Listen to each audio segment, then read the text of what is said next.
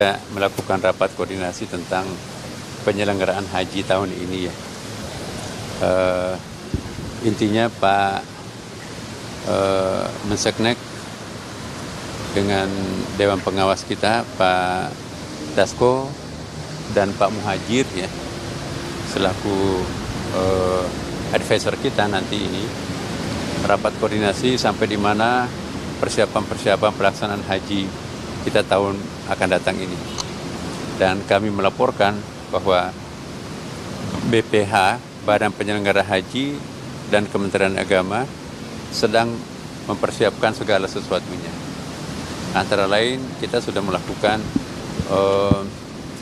seleksi calon jamaah haji ya, karena siapa yang istita'ah, siapa yang enggak istita'ah, siapa yang sakit, siapa yang meninggal, dan itu sudah 80%. Dan dalam waktu mungkin awal Januari ini sudah selesai siapa nanti akan jadi calon jemaah haji secara resmi.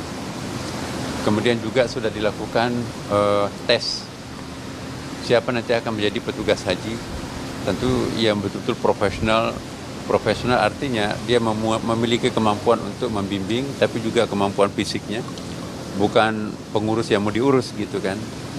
Dan kita tidak ingin seperti tahun-tahun yang lalu ada catatan-catatan yang dikeluhkan bahwa pembimbing haji itu malah justru dibantu oleh jamaahnya. Ini enggak. Kita akan sebaliknya. Pokoknya pembimbing, pendamping itu betul-betul harus berbakti untuk menyelamatkan calon jamaah hajinya dari berbagai macam masalah. Kemudian juga kita membicarakan banyak hal, kira-kira apa yang bisa membuat jamaah haji nanti kita ini lebih nyaman, lebih tenang. Dan yang paling penting juga adalah lebih murah, tapi murahnya bukan berarti mengurangi kualitas pelayanan. Ya, jadi tetap ada efisiensi, efektif, tapi juga tidak mengurangi kualitas.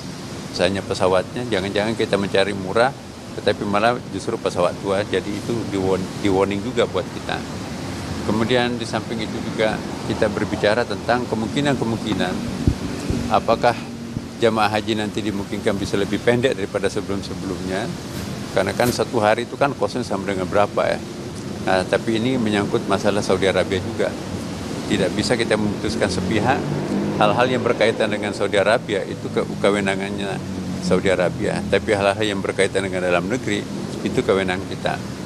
Nah, Bapak Presiden sesuai dengan arahan melalui Pak Dasko ingin bahwa jamaah haji kali ini lebih baik, lebih efisien, lebih tertib daripada tahun-tahun sebelumnya. Maka itu kami selaku Menteri Agama diminta sebagai apa istilahnya tadi Romo ya, penanggung jawab ya. Kemudian BPH itu adalah lebih berbicara kepada hal yang sifatnya teknis, dan insya Allah ke depan kalau ini bagus akan dijadikan semacam model ya untuk pelaksanaan haji akan datang. Dan Presiden sendiri juga betul-betul sangat konsen terhadap penyelenggaraan ibadah haji ini, apalagi kita akan termasuk jemaah haji yang paling besar ya. Presiden juga tetap mewacanakan untuk membuat perkampungan Indonesia yang bukan hanya dipakai nanti untuk jemaah haji, tapi juga untuk dipakai jemaah-jemaah umrah yang lain. Dan itu sangat efisien, sangat menghemat lah. Saya kira itu intinya tadi yang kita bicarakan, Rumah menambahkan. Ya. Ya, itu kita menunggu rapat DPR nanti tanggal 30 Desember. Insya Allah kan DPR kita sedang reses sekarang ini kan.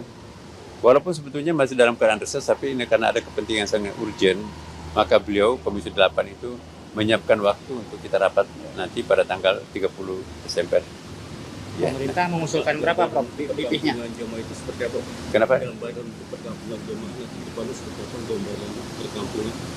Oh, belum, itu nanti kita bicarakan setelah musim haji ini. Tapi tahun ini kita masih reguler, masih seperti biasa ya. Tapi sambil jalan kita juga akan memikirkan beberapa macam alternatif yang bisa kita lakukan. Dan itu makanya itu kita mulai berpikir sekarang ini apa-apa yang bisa kita lakukan lebih efisien, lebih efektif untuk kepentingan Indonesia di masa depan.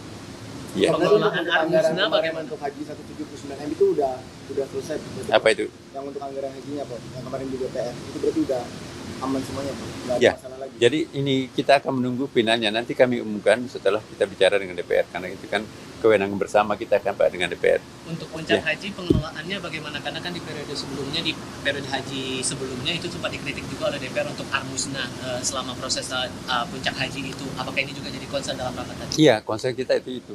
Jadi Armina itu misalnya Arafah, kemudian juga Musdalifah, Mina, itu semuanya kita akan bicarakan. Dan juga semuanya kita akan antisipasi semua kasus-kasus yang pernah terjadi kemarin, kita usahakan tidak terjadi lagi. Prof, untuk kepastian kuota berapa, Prof? Ya, Untuk kepastian kuota? kepastian kuota itu juga seperti tahun lalu ya. Jadi intinya seperti itu ya. Kan kita kan ditentukan oleh OKI ya. Ada tambahan nggak Prof dari kemarin kan sempat bertemu, BPA kan sempat bertemu dengan Kementerian Haji Arab Saudi, ada tambahan kuota juga? Iya, kami lebih mementingkan untuk membicarakan ketertibannya. Jadi soal nanti kalau kita sudah siap dengan tambahan kuota, mungkin kita akan pikirkan. Tapi per hari ini kami tidak membicarakan tambahan kuota. Karena siapa tahu nanti tambahan kuota itu malah justru memberikan beban pelaksanaan ibadah haji ini. Tapi kalau itu dimungkinkan dengan segala sesuatunya secara profesional, tidak tertutup kemungkinan untuk itu. Tapi penentuannya itu nanti setelah kita tanggal 13 kami nanti rapat dengan Menteri Saudi Arabia. Efisiensi kos ini ada kisarannya nggak, Prof? Berapa persen itu? Ya, nanti kita sampaikan setelah rapat dengan DPR. Ya, nantilah kita bicarakan itu. Yang pasti lebih murah. Lebih murah. Lebih Ya, murah. murah tidaknya ini kan juga terkait dengan faktor eksternal ya, misalnya kan ada faktor inflasi, ya kan, faktor nilai tukar dolar, itu kan juga ikut berpengaruh ya. Ya, jadi yang jelas bahwa spiritnya kita ingin lebih murah dijangkau masyarakat melalui efisiensi yang kita lakukan. Maka itu melalui pembersihan seluruh hal-hal yang menyimpang itu juga akan berkontribusi terhadap penurunan harga. Oke, saya kira Sebenarnya cukup. manfaat dari yang BPK itu juga akan ditambahin lagi berarti Prof, berapa persen dari jamaah dan dari nilai manfaat yang di BPK itu Prof? Iya, nanti habis DPR dah kita bicarakan.